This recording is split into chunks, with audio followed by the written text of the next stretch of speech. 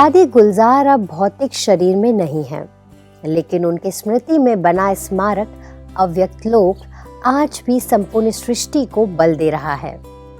ऐसा कहना है दादी जी के 38 सालों तक अंग संग रही बीके नीलू दीदी का। दादी जी की दूसरी पुण्यतिथि के इस मौके पर हमने बात की नीलू दीदी से। तो अब देखिए दिल छू लेने वाली उस बातचीत के कुछ अंश।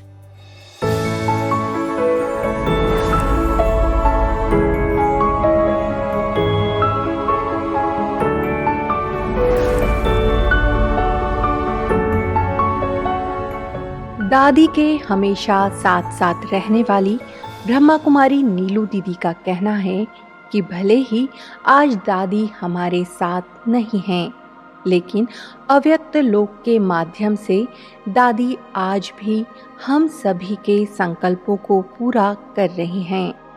बाबा की यज्ञ की कनेक्शन में जो बच्चे हैं, जो भी सभी आ रहे हैं, तो कोई ना कोई किसी ना किसी को किसी भी रूप में अव्यक्त लोक में बहुत अच्छा अनुभव होता है। सबसे पहले तो मैं अपना अनुभव सुनाती हूँ कि जब पिछले साल बाप दादा का प्रोग्राम शुरू हुआ था, तो मुझे भी ऐसी संकल्प आता था कि मैं अपनी कॉटेज में, दादी के कॉटेज में बैठ के मैं मुरली सुनूं और मैं हॉल में नहीं जाऊं। तो उसी दिन ही मुझे ऐसा अनुभव हुआ कि जैसे मैं 4:45 बजे दादी ने जैसे मुझे आके उठाया और कहा अभी तैयार करा दो, मुझे चलना है। तो मुझे 1 सेकंड के लिए ऐसी फील हुआ कि सचमुच दादी आके मुझे उठाया है। तो मुझे ऐसे फील हुआ कि दादी जैसे ऐसी कह रही है कि नहीं, अव्यक्त में भी बाप दादा आपसे मिलेंगे। तो मैं हॉल में गई तो उसी दिन ऐसे लग रहा था कि दादी का वही पहला सीन था जब दादी साकार में थी। जैसे दादी को डायमंड हॉल से हम लेके आते थे, तो उसी दिन ही वही अनुभव हुआ जैसे हाथ पकड़ के दादी का हम स्टेज पे लेके आ रहे थे।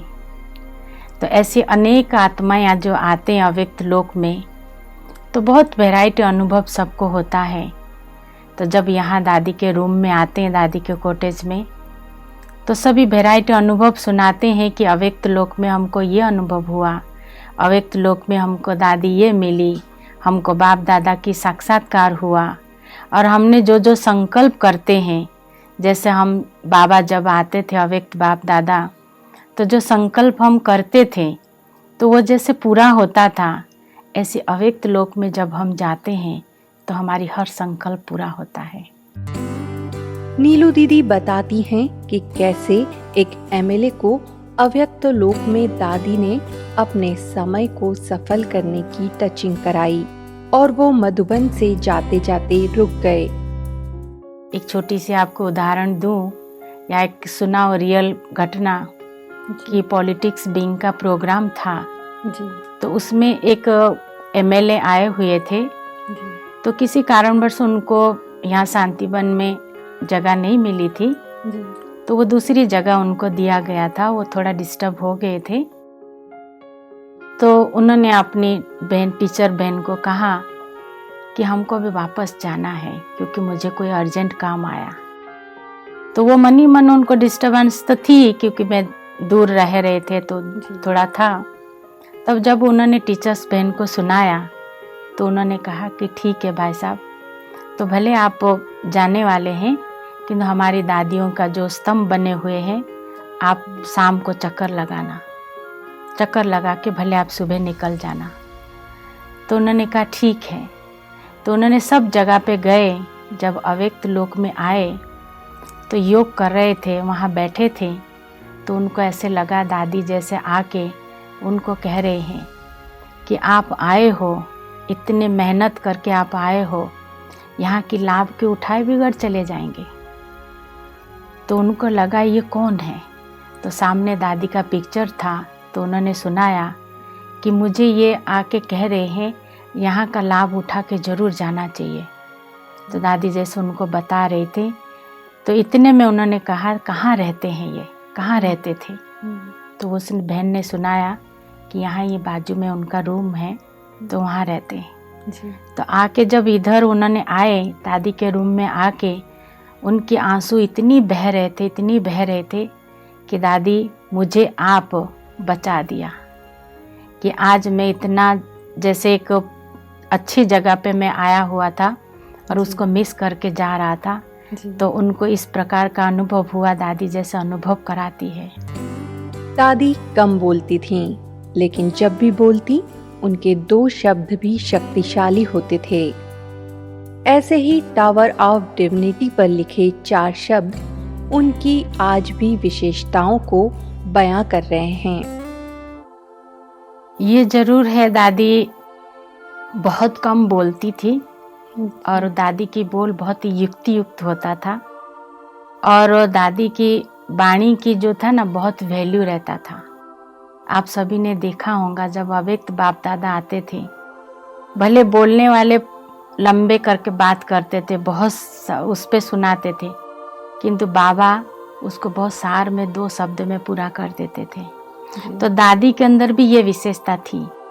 भले दादी मीटिंग में बैठी हुई होती थी, हम सभी को लगता था कि पता नहीं दादी सुन रहे कि नहीं सुन रहे हैं, किंतु भले वो 1 घंटा चले, 2 घंटा चले, जितनी देर के भी चले, किंतु दादी उसको सार में 4-5 शब्दों में पूरा कर देती थी। किंतु वो जो सुनाती थी ना दादी, जो 4-5 शब्दों में की पूरा करती थी दादी, पूरा 2 घंटे की जो बातों की पूरा सार होता था और सभी को बहुत पसंद आता था, जैसे संतुष्ट हो जाते थे। तो दादी शुरू से एक ही लक्ष्य रखी हुई थी कि सबको सुख देना है और दुआएं लेना है, दुआएं देना है, और सभी को सुख देना है और सुखी में रहना है। ये दादी का बहुत था। चाहे अव्यक्त लोक हो या शक्ति भवन या अव्यक्त मिलन में चलाई जाने वाली अव्यक्त वाणी, दादी के मुखारविंद से बोला गया हर शब्द, दादी का हर चित्र आज भी हर मनुष्य आत्मा की सेवा कर रहा है। तो मुझे याद आता है एक बार बाबा ने वरदान दिया था कि दादी को कि बच्ची की चित्र और चरित्र सेवा करेंगी।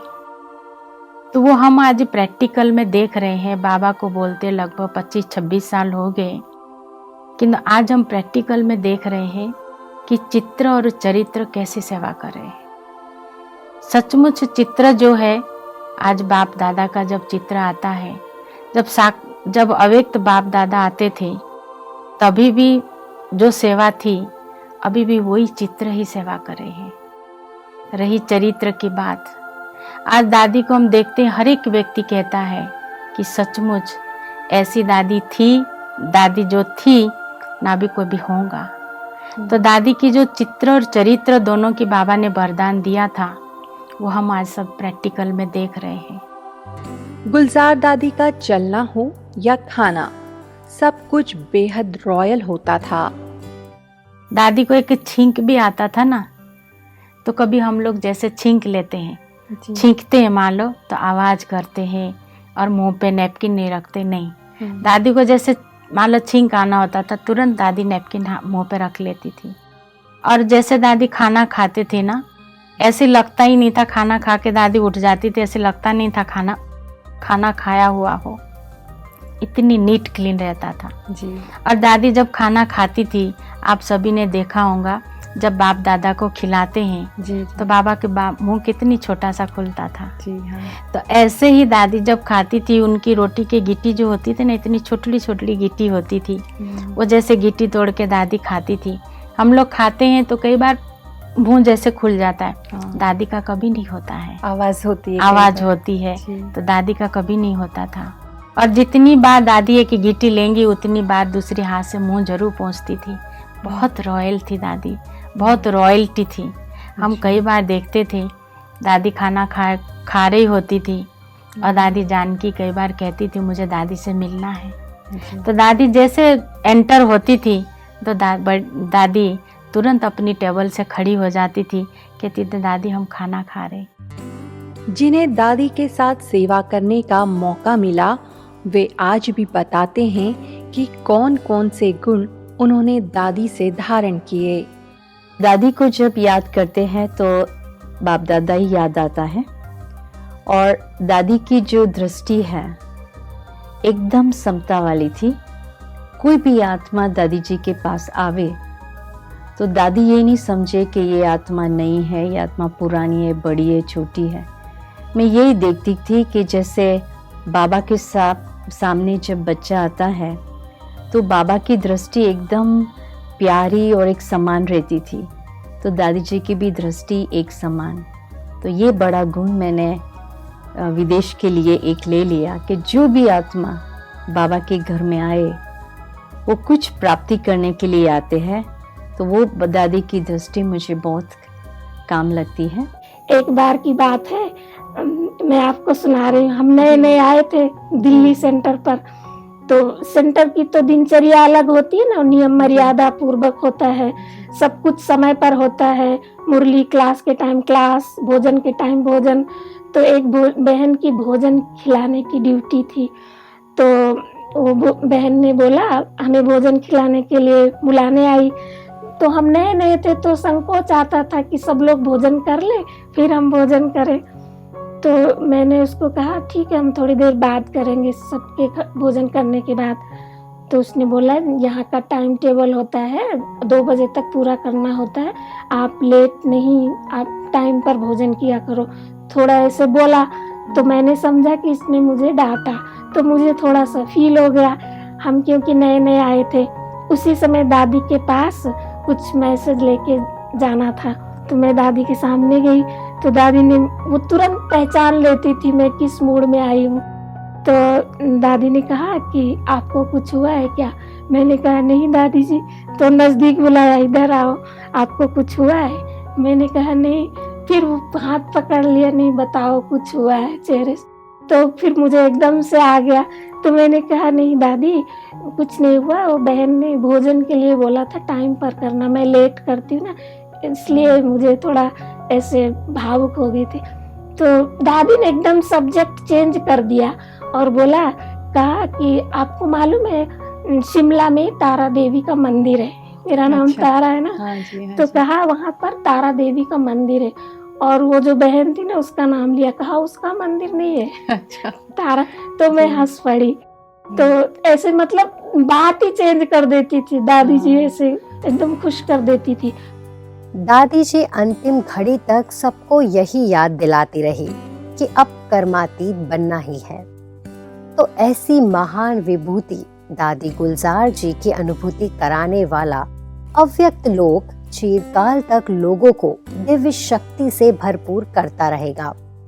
तो ऐसी परम श्रद्धेय दादी गुलजार जी के द्वितीय पुण्य स्मृति दिवस पर ब्रह्मा कुमारीज गॉडलीवुड स्टूडियो का पीस न्यूज डिपार्टमेंट उन्हें अपनी भावभीनी श्रद्धांजलि अर्पित करता है।